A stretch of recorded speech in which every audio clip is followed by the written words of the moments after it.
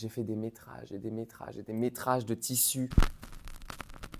Je suis Mathias Debras, styliste freelance et fondateur du magazine Arrêtez tout. Ce que l'école m'a vraiment appris, je pense, c'est l'organisation, c'est être assez méticuleux dans son travail, mais aussi oser, être très très audacieux, de vraiment avoir quelque chose de très carré, mixé avec de l'artistique.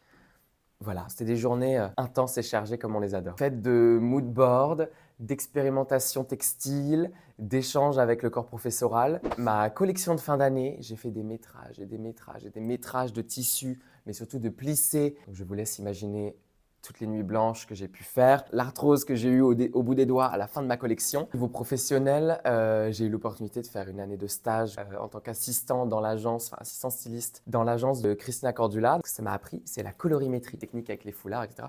Mais ça, moi, je l'ai appris avec Christina. Le fait de savoir si le marron chocolat m'allait ou non, si j'étais plutôt argent ou or, et surtout, c'est le fait d'écouter quelqu'un qui avait un besoin bien particulier, de se retrouver, de se sentir plus belle ou plus beau, répondre à des attentes du quotidien pour qu'ils se sentent bien, qu'ils aient confiance en eux, qu'ils reprennent surtout confiance en eux. Et ça, c'est tout un challenge parce que finalement, la mode, il y a quelque chose d'assez psychologique. C'est une sorte de pansement. Ça aide beaucoup. C'est un peu une sorte de carapace visuelle. Je crois que le projet le plus fou, c'est quand je suis parti à Cannes, donc pour le Festival de Cannes, il y a à peu près 2 ans, avec la team L'Oréal et la team Gala. Et voilà, et on a fait une montée des marches. J'ai pas dormi de la nuit. J'ai très peu mangé, mais à la fin, les visuels étaient absolument dingues. Le plus important pour moi aujourd'hui, c'est la pratique sur le terrain. C'est pour ça que je vous incite à partir en stage et multiplier les expériences professionnelles. Ce qu'on peut me souhaiter, je pense, c'est de continuer d'assister à autant de Fashion Week que je le fais actuellement, à New York, à Londres, à Milan, on ne sait pas, peut-être pour les prochaines saisons. J'adorerais un jour sortir un magazine papier qui serait une continuité de ce que je fais sur le magazine, aborder la mode, mais toujours avec une pointe d'humour